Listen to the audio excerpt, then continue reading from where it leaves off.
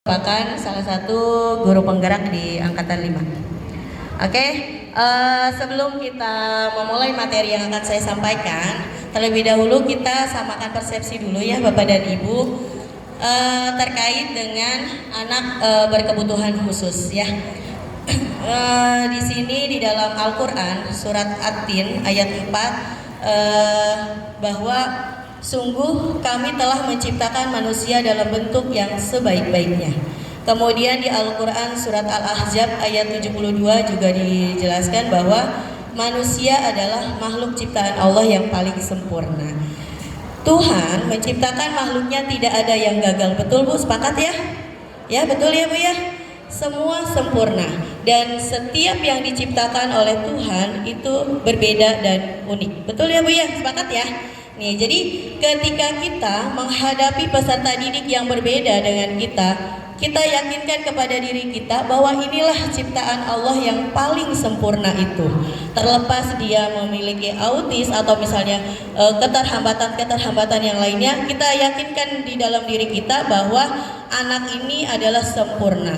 Semua ciptaan Tuhan adalah sempurna dan manusia adalah sebaik-baik ciptaan dari Allah. Sepakat ya Bapak dan Ibu ya? Oke. Itu kemudian pada kesempatan ini nanti kalau selama saya memaparkan ada yang ingin sharing ya silahkan Bapak dan Ibu angkat tangan saja karena mungkin saya tidak menyampaikan materi tapi lebih kepada sharing pengalaman saja seperti itu. Oke, di sini tentang deteksi dini dan identifikasi PDBK. Tujuan pembelajaran yang akan kita capai menjelaskan konsep identifikasi PDBK dalam pendidikan inklusi, mengidentifikasi berbagai jenis identifikasi PDBK, menggunakan alat dan instrumen yang tepat dalam mengidentifikasi PDBK, melaksanakan prosedur identifikasi PDBK. Nah, coba ada yang mau bantu saya untuk membaca ini? Silahkan Bapak dan Ibu, mungkin ada yang mau baca biar yang ngantuk. Ayah boleh Ibu, hatur nuhun. Maaf dari yang ngantuk. Ya, nama saya Dorotun Hasanah dari SDN Sumberdaya 05. Ini biar saya nggak ngantuk ya Bu. Ya, saya akan membacakan Bismillahirrahmanirrahim. Suatu hari Anda memperhatikan seorang anak di kelas Anda bernama Tony. Tony adalah anak yang pendiam dan seringkali terlihat tidak berinteraksi dengan teman-temannya. Dia juga tampak kesulitan mengikuti instruksi yang Anda berikan dan seringkali tidak menyelesaikan tugas tepat waktu. Di sisi lain, ada juga Budi yang sangat aktif, sering bergerak ke sana kemari dan sulit untuk duduk diam selama pelajaran berlangsung. Terima kasih Ibu. Nah, sudah dibaca ya Bapak dan Ibu? Oke, selanjutnya apa yang Anda pikirkan terkait Tony dan Budi? Ada yang mau menyampaikan? Ya, silahkan Bu.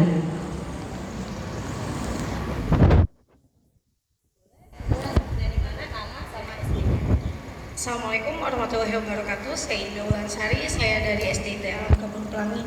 Untuk karakter, maaf Bu, boleh tadi ke sebelumnya tidak? Untuk karakter seperti Tony ini kan dia lebih pendiam, seringkali tidak berinteraksi. Dia kemungkinan kalau misalnya memang sudah ada proses asesmen dalam pendidikan ya Bu, kemungkinan dia mempunyai kayak ciri khas dari segi kayak autisme karena dia punya karakter tersendiri. Kalau untuk karakter seperti Budi yang sangat aktif, sangat bergerak, dia bisa tergolong yang sangat hiperaktif. Kemungkinan dia bisa ADHD atau bisa juga kemungkinan juga ADDHD. Terima kasih. Beri aplaus untuk Ibu siapa maaf? Ibu? Indah. Oke. Ada yang mau menyampaikan pendapat lain Bapak dan Ibu? Oh iya, silahkan. Terima kasih, nama saya Rizka dari SD Setia Makar 03. Iya, maaf. Oke, menurut ini kebetulan di kelas saya persis ada yang seperti ini. Nah, tapi saya tidak berani untuk melabel beliau yang ini apa, yang ini apa. Ya. Nah, yang Tony ini kemungkinan yang Tony, kemungkinan itu mengalami kendala intelektual. Mungkin dia belum lancar membaca, bisa jadi belum lancar menulis, sehingga tidak bisa menyelesaikan tugas tepat waktu. Dan biasanya yang belum bisa begitu, dia selalu jadi lebih pendiam dan murung anaknya karena nggak bisa mengikuti seperti yang lain. Nah, kalau yang Budi, mungkin ini mengalami kendala di sosial. Mungkin dia memang anak yang banyak persepsi lah, bisa begini, bisa begitu gitu. Jadi kedua ini mempunyai karakter yang berbeda dan kendala yang berbeda pula, seperti itu. Beri tepuk tangan. Oke, ada lagi Bapak dan Ibu? Oh ya, silahkan Bunda. Terima kasih. Bismillahirrahmanirrahim. Kalau menurut pendapat saya, untuk bisa mengidentifikasi anak tidak bisa kita menyembuhkan sehari dua hari, karena untuk dia masuk ke kategori A, B, C dan sebagainya perlu pendalaman, perlu pendekatan dengan keluarganya. Bahkan yang bisa menentukan dia masuk ke misalnya cerebral palsy atau tunagrahita atau keterbelakangan kecerdasan itu adalah psikolog atau dokter atau paling tidak orang yang terdekat dengan anak. Jadi sebagai guru, sebagai pendamping anak, kemungkinan kita bisa melakukan pendekatan step by step. Kendalanya apa? Kita tanya dulu orang tuanya seperti apa. Kalau dia memang secara garis besar, kalau bisa dikategorikan dia termasuk introvert. Jadi dia lebih suka untuk menyendiri, lebih mungkin nyaman dengan kesendiriannya itu. Jadi untuk bisa menyembuhkan langkah apa atau tindak lanjut apa ke si Tony ini, kita perlu pendalaman, jangan sampai kita salah diagnosa. Kemudian untuk Budi, anak mungkin lebih ke kinestetiknya luar biasa.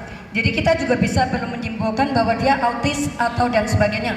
Jadi untuk menyembuhkan anak perlu pendekatan yang luar biasa. Terima kasih Bu. Assalamualaikum warahmatullahi wabarakatuh. Ya, kita berikan aplaus untuk ketiga Bapak Ibu yang sudah memberikan pendapatnya. Di sini tidak ada yang salah ya, semua benar ya. Oke, sekarang kita lanjut ke pertanyaan kedua. Apa yang menurut Anda bisa menjadi penyebab perilaku mereka? Tadi ada yang sebagian sudah disampaikan, mungkin ada yang mau menambahkan, silakan Bapak dan Ibu. Ada sudah ya? Oke, kita lanjut. Nah, perilaku yang kita lihat pada Tony dan Budi mungkin mengindikasikan bahwa mereka memerlukan layanan khusus, perhatian dan pendekatan berbeda. Sepakat ya Bapak dan Ibu ya?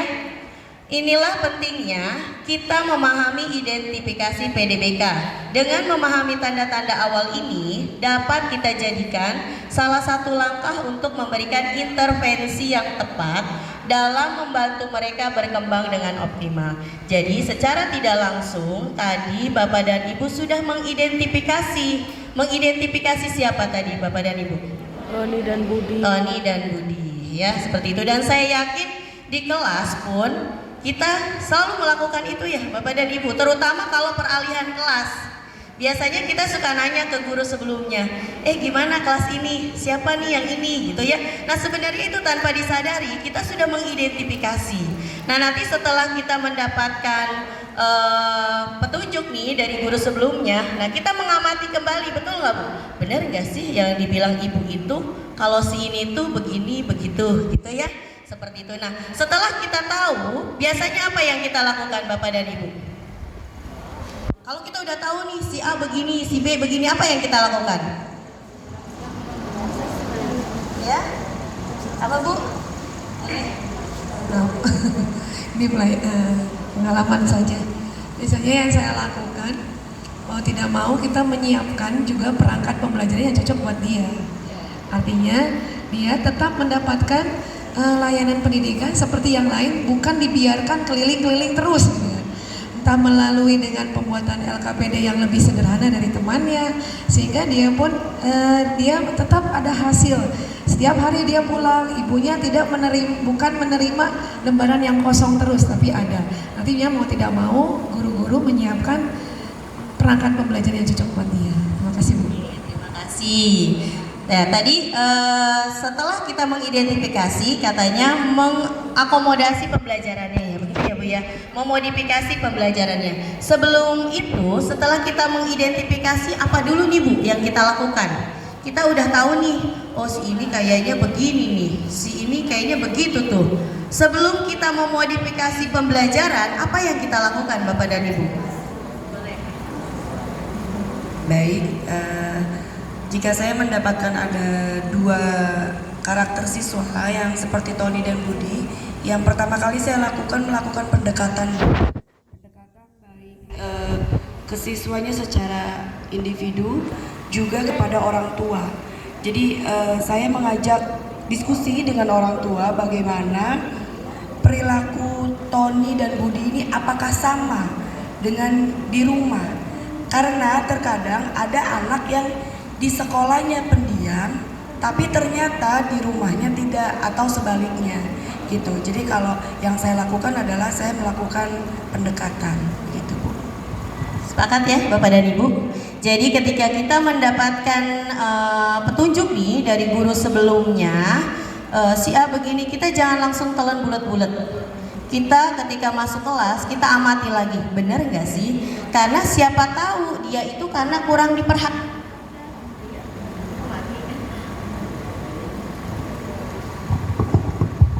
Ya, siapa tahu anak ini memang kurang perhatian aja, butuh perhatian seperti itu. Kemudian setelah kita mengidentifikasi ini adanya sesuatu hal yang berbeda dengan anak lain yang kita panggil orang tuanya. Karena boleh jadi apa yang mereka lakukan di sekolah adalah imbas dari kejadian di rumah seperti itu ya. Dan banyak diantaranya misalnya orang tua yang mungkin punya masalah dengan keluarganya, atau anak itu memang diasuh bukan oleh orang tuanya. Ternyata itu sangat mempengaruhi anak didik kita untuk berperilaku yang berbeda dengan teman-teman pada umumnya. Oke. Sekarang perhatikan ini ya Bapak dan Ibu. Kira-kira apa? Ekor. Mangga yang mau menyampaikan pendapatnya. Kira-kira apa nih Bu? Kalau kita baru melihat segini nih. Rambut kucing, buntut kucing. Ada lagi yang lain? Kemoceng. Ada lagi yang lain? Apa? Oh, yang buat bersihin sawang. Ada lagi Bu? Kira-kira apa ya? Kalau kita cuma ngelihat segini nih, kira-kira ini apa? Hah? Apa Bu? Kira-kira apa nih? Bisa nggak kita menyimpulkan? Ya, tadi ada yang bilang buntut kucing, ada yang bilang kemoceng, ada yang bilang buat bersihin sawang, ya. Ada yang bilang rambut yang dikuncir nggak Bu? Oke, sekarang kita lihat apa sih ini sebenarnya? Lah, kuda itu. Ya, ternyata kuda, enggak, bukan buntut kucing ternyata itu ya. Nah, ini adalah ilustrasi Bapak dan Ibu ketika kita mengidentifikasi anak kita, ya. Jadi kita tidak bisa hanya dengan satu referensi kita menyimpulkan, tidak bisa, ya. Bapak dan Ibu, ini contoh nyata yang kita lakukan di sini, ya. Kalau kita hanya sedikit saja atau hanya satu yang kita buka, itu belum tentu yang sesungguhnya. Seperti tadi, ternyata setelah dibuka-buka kotak-kotaknya kuda, bukannya kucing, ya. Seperti itu. Oke, selanjutnya, nah ini identifikasi. Apa sih identifikasi itu? Identifikasi adalah upaya dalam menemukan peserta didik mana nih yang membutuhkan layanan pendidikan yang bersifat khusus. Nah, ini tadi ya, juga sebagai kita guru untuk memberikan layanan yang terbaik, ya. Kita nggak mungkin memberikan pelayanan ketika kita tidak tahu apa yang mereka butuhkan, benar nggak Bu? Misalnya ibu datang ke rumah makan, padahal ibu nggak lapar, misalnya maunya haus doang gitu, dikasih makan sesuai ya dengan kebutuhan ibu. Enggak ya, tanpa ditanya, misalnya udah kasih aja gitu, samain, pokoknya rumah makan udah pasti lapar gitu ya, padahal tidak seperti itu terus gitu ya. Jadi inilah pentingnya kita sebagai guru untuk melakukan identifikasi sebelum kita mengintervensi siswa untuk memberikan layanan yang terbaik. Oke, nah apa sih tujuan dari identifikasi? Nih, penjaringan atau screening. Ya tadi bisa melalui apa saja. Tadi kita bertanya ke guru sebelumnya atau ketika PPDB anaknya kita minta hadirkan. Ya kita bisa lihat Bu, katanya kalau kita mau melihat anak itu ada kelainan atau tidak, dia diminta untuk lempar nangkep bola, jalan mundur, mengkepal-kepalkan tangannya, katanya seperti itu. Mungkin itu bisa dijadikan referensi di sekolah Bapak dan Ibu ya. Kemudian pengalih tanganan ini ketika kita menemukan setelah diidentifikasi, oh anak ini ternyata memiliki hambatan dalam penglihatan, maka kita alihkan untuk ke dokter mata seperti itu untuk memeriksa lebih lanjut. Atau misalnya anak ini tantrumnya terlalu berlebihan atau cuma nyebutin nama aja tidak bisa. Nah, kita alih tangankan kepada pihak-pihak yang memang kompeten di bidangnya. Karena kita sebagai guru hanya boleh mengidentifikasi ya Bapak dan Ibu, tidak untuk melabel atau mendiagnosa, tidak boleh ya Bapak dan Ibu. Jadi jangan sampai terucap nih di mulut kita, wah itu mah autis. Gak boleh Bapak dan Ibu ya. Kecuali memang ada di selembar kertas yang menyatakan secara kedokteran bahwa memang seperti itu ya Bapak dan Ibu. Jadi sebelum lebih lanjut lagi dalam mengidentifikasi, kita hanya boleh mengetahui dasar-dasarnya aja, tapi tidak untuk melabel seorang anak. Apalagi misalnya baru dapet nih dari guru sebelumnya, nih si ini nggak pernah selesai nih, nakal banget nih anaknya begini-begini. Giliran masuk kelas, oh ini nih yang nakal nih, ini dia nih orangnya nih. Ya tidak ya Bapak dan Ibu ya, tapi kita lakukan pendekatan. Setelah pendekatan ternyata nggak nyangkut juga, kita tanya orang tuanya, keluarganya, lingkungannya seperti apa. Memang seperti itu, luar biasa ya Bapak dan Ibu ya tugas kita ya. Yuk tepuk tangan buat kita semua. Ternyata bukan hanya mencerdaskan anak bangsa, kita juga harus bisa menjadi seorang dokter. Benar gak Bu? Ada yang sakit, kita kudu bisa nyembuhin. Ya, terus kita juga harus jadi seorang psikolog. Tuh, katanya ya harus memahami apa sih kebutuhan setiap siswa kita. Bayangkan kalau di negeri mah siswanya banyak ya, gurunya cuma atu. Ya. Tapi ini program pemerintah yang insya Allah akan terus berkelanjutan dan berproses. Mudah-mudahan bisa sejalan dengan apa yang ada di lapangan. Karena Bu, kalau kita berbicara dengan sarana dan prasarana untuk kebutuhan khusus di sekolah negeri, saya rasa kurang terfasilitasi ya Bu ya. Benar gak Bu? Tangga yang dibangun dari bangunan pemerintah daerah ada Bu yang memprasaranai untuk orang-orang disabilitas, ada nggak Bu? Nggak ada ya. Bahkan di sekolah saya aja kalau udah guru yang udah usia yang seharusnya kelas atas itu ada di atas, nah jadinya dia cuma bisa ke bagian kelas rendah gitu karena memiliki hambatan untuk naik tangga. Nah sebenarnya ini menjadi perhatian khusus juga ya. Kemarin juga saat Bintek saya sudah sampaikan ke Pak Kabid langsung gitu ya, terkait adanya ketersinambungan antara program dari pemerintah dengan apa yang ada di lapangan. Jadi jangan sampai kita dituntut nih untuk menerima anak-anak berkebutuhan khusus tetapi kita tidak difasilitasi gitu ya. Kan jadinya zolim kita ya Bu ya. Kitanya nggak ngerti, yang ada emosi, guru stres, murid stres kan gitu ya. Jadi ya sudahlah gitu ya.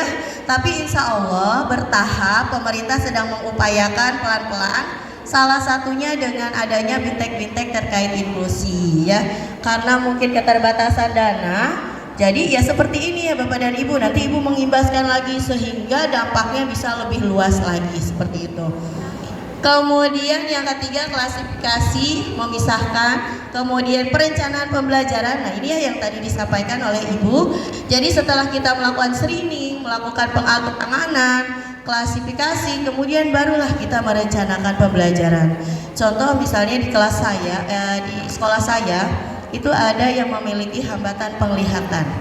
Jadi matanya hanya sebelah yang berfungsi. Ditanya dengan orang tuanya bagaimana ceritanya, kok bisa seperti itu? Ternyata memang di usia dia yang 4 tahun dia terkena kanker. Bola matanya sudah harus diangkat, kalau enggak menjalar ke yang lain, sehingga memakai bola mata imitasi seperti itu. Nah, apakah sama di dalam pembelajaran Bapak dan Ibu? Sama nggak? Berbeda? Coba saya mau tahu berbedanya di mana dan bagaimana.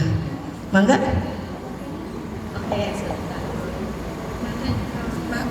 Bismillah, saya dari SD Tenan Nur Ala Nur. Saya Hairunisa. Tadi keterangannya siswanya matanya hanya satu ya, sebelah kiri. Maka difokuskan anak itu ditempatkan di sisi yang terbaik, mungkin di depan atau di samping kanan. Ya, karena agar terlihat langsung papan tulis dan gurunya dengan jelas. Cukup, terima kasih. Ada yang mau menambahkan lagi mungkin Bapak dan Ibu? Yang punya pengalaman di sekolahnya yang memiliki hambatan penglihatan, ada Bapak dan Ibu? Ibu mau? Ini silakan dulu. Bismillahirrahmanirrahim. Assalamualaikum warahmatullahi wabarakatuh. Saya dari SDGT Permata Hati. Mungkin di sini berbagi sharing aja ya Bu Meli ya. Di sekolah kami ada siswa yaitu salah satunya penglihatannya bukan buta total sih Bu, tapi lebih ke low vision. Jadi itu masih bisa melihat tapi samar-samar gitu. Jadi untuk pembelajarannya kita modifikasi dengan font ukurannya itu diperbesar, dan terkait pembelajarannya pun kita lebih banyak modifikasinya gambar. Gitu. Jadi kalau untuk anak ABK itu duduknya juga kita kita setting paling depan gitu, jadi dia biar bisa melihat gerakan kita gitu, karena anak-anak kita tuh ini pendengarannya insya Allah lebih pekah gitu dibandingin penglihatannya gitu. Jadi untuk anak ABK kita sesuaikan dengan kemampuan untuk penglihatannya, fontnya kita besarkan, terus pembelajarannya lebih banyak kita gunakan gambar, serta suara juga seperti video seperti itu gitu, seperti itu sih. Mungkin itu gambarannya Bu Meli. Terima kasih. Oke, terima kasih Bu. Baik ya, betul sekali tadi yang disampaikan oleh rekan-rekan kita. Jadi yang pertama bisa dari posisi tempat duduk ya Bapak dan Ibu. Itu untuk yang hambatan penglihatan. Jadi kita lihat dulu dia keterbatasan penglihatannya di mana, hambatan penglihatannya. Kemudian tadi dengan media-media pembelajaran yang mendukung dengan hambatan tersebut ya. Kalau misalnya anak itu nggak mau diem Bu, ganggu mulu kerjaannya, kita kasih tugas. Pokoknya di dalam pembelajaran itu ya Bapak dan Ibu harus ada yang namanya keterlibatan dan diakhiri dengan kebahagiaan. Jadi ketika kita tidak melibatkan anak secara seluruhnya di dalam pembelajaran, boleh dikatakan pembelajaran kita belum maksimal. Contoh ya Bapak dan Ibu, misalnya kita memiliki anak yang memiliki hambatan disabilitas kaki nih, dia nggak punya kaki nih dua-duanya, dia ke sekolah menggunakan tongkat. Ketika pelajaran olahraga, apa yang dia lakukan atau yang guru itu berikan, baiknya seperti apa coba? Mungkin ada yang mau berbagi? Satu anak kita memiliki hambatan kakinya tuh nggak ada dua-duanya nih. Sedangkan di materi olahraga itu lompat jauh. Berarti tidak praktek. Dia lompat jauh, praktek dia lagi praktek nih, lompat jauh. Sedangkan di dalam prinsip pembelajaran itu kan harus ada keterlibatan. Semua anak itu harus terlibat, nggak boleh bisa kamu nggak punya kaki diem. Nggak ya, Bapak dan dia harus terlibat. Kira-kira apa nih kita sebagai guru yang kita lakukan supaya si anak ini terlibat? Coba Bapak dan Ibu. Mungkin ada yang punya pendapat? Ya boleh. Enggak Bu. Bismillahirrahmanirrahim. Terima kasih waktunya Bu Meli. Saya dari SD Mangunjaya 06. Kebetulan juga dulu kan saya guru olahraga ya. Jadi sedikit banyak pernah bertemu dengan anak yang disabilitas. Untuk kasus yang seperti Bu Meli tadi sampaikan, yang mohon maaf kakinya nggak ada, sedangkan pelajarannya praktek. Yang saya lakukan, anak itu tetap saya libatkan di lapangan. Minimal dia bisa melihat mana gerakan yang betul, mana gerakan yang salah. Pertama tuh. Yang kedua, setelah pelajaran selesai, saya suruh anak tersebut, kalau yang sudah bisa menulis lancar ya, seperti kelas tinggi kan udah bisa tuh. Coba kamu uraikan tadi gerakan yang betul seperti apa, gerakan yang salah seperti apa. Jadi walaupun anak itu ada kekurangan, otomatis dia merasa, oh saya ternyata bisa belajar dengan secara langsung. Itu aja mungkin yang bisa saya sharingkan, karena emang kalau sudah dari sananya ini gak ada kan susah ya kan melakukan. Itu aja mungkin Bu Min, terima kasih. Oke, terima kasih. Kita berikan aplaus untuk Bu Min. Ya, oke. Ada lagi mungkin Bapak dan Ibu yang mau menambahkan, silakan. Ya, boleh Bapak. Nah, ini baru ada suara Bapak-bapak. Saya pikir nggak ada Bapak-bapak ini. Oh iya, boleh. Thank you, terima kasih Ibu. Nama saya Ervan Asikin, saya dari SDN STM Mekaran 05. Saya tertarik sekali Bu. Tadi di awal Ibu bilang, kalau nggak salah ayatnya begini ya. Laqad khalaqnal insana fi ahsani taqwim. Bahwa sebenarnya kita dengan konsep seperti itu dan kita sepakat, artinya kita nggak melihat siswa ini dalam bentuk inklusi atau lainnya, atau kita katakan introvert tadi ya, ekstrovert, hiperaktif atau apalah. Walaupun kenyataannya itu ada.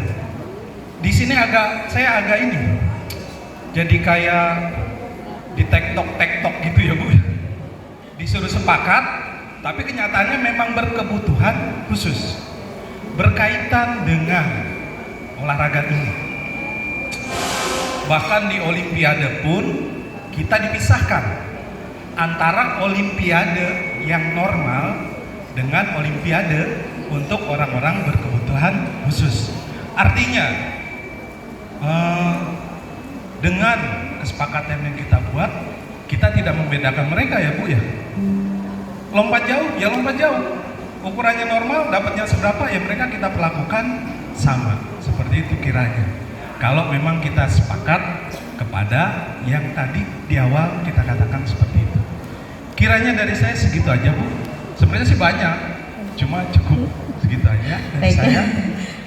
Sekian dari saya. Assalamualaikum warahmatullahi wabarakatuh. Waalaikumsalam warahmatullahi wabarakatuh. Oke, terima kasih Bapak ya. Tuh. Ada lagi mungkin Bapak dan Ibu? Oke, sekarang pertanyaan saya, apakah adil itu sama? Apakah adil itu sama Bapak dan Ibu? Beda. Kenapa tidak? Oke, siapa yang mau berbicara? Yang belum pegang mic deh, biar ngerasain pegang mic. Ayo, siapa tahu nanti gantiin saya. Baik, bismillahirrahmanirrahim. Assalamualaikum warahmatullahi wabarakatuh. Nama saya Ibu Ihat dari SDIT An-Najih. Adil itu tidak harus sama Bu, tetapi menempatkan segala sesuatu sesuai dengan porsinya. Seperti itu saja mungkin. Assalamualaikum warahmatullahi wabarakatuh. Waalaikumsalam warahmatullahi wabarakatuh. Kita kasih aplaus dulu. Oke, ternyata Bu, tepuk tangan itu bisa merespon otak kita Bu. Jadi tepuk tangannya jangan ini Bu, ayo Bu, semangat. Oke, karena semakin siang semakin panas ya.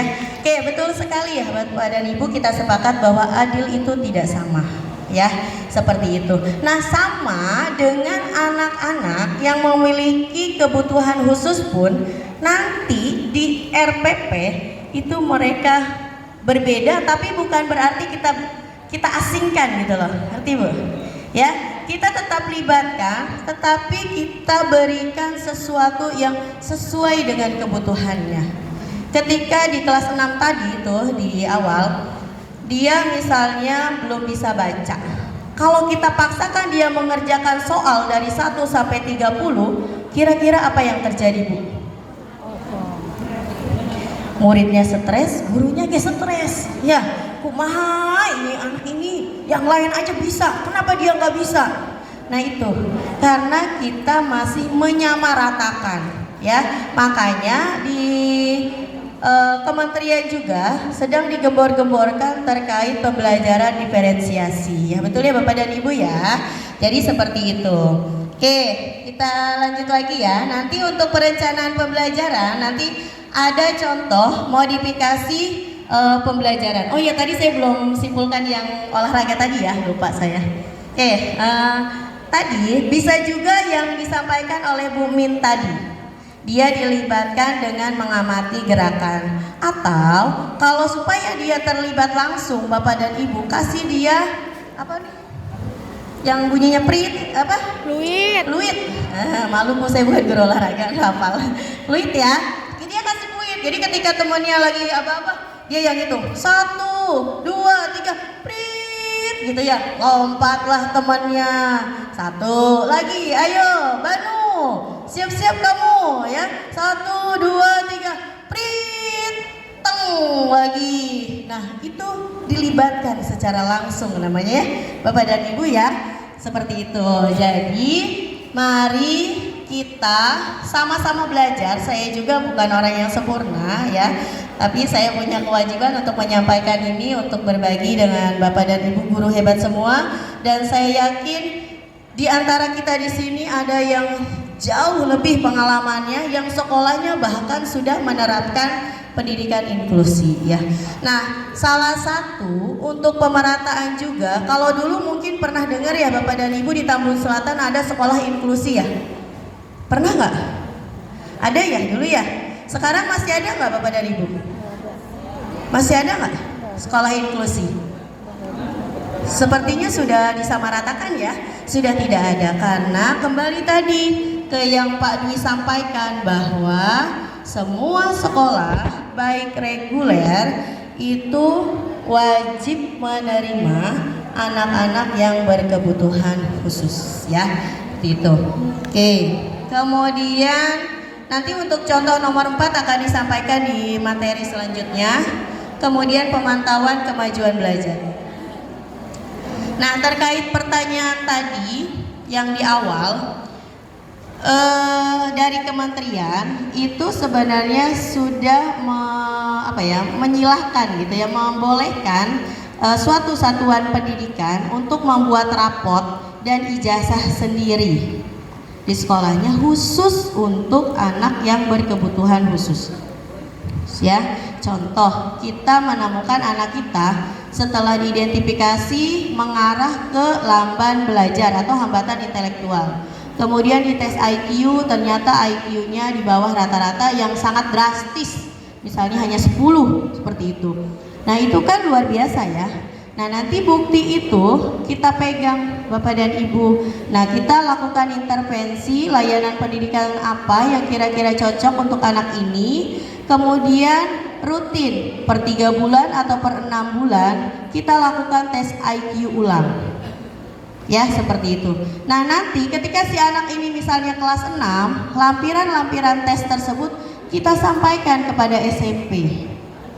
Seperti itu ya Bapak dan Ibu, itu arahannya kemarin dari BPGP seperti itu. Gitu ya. Terus terkait pemberian nilai tadi ya. Yang pertama, kita harus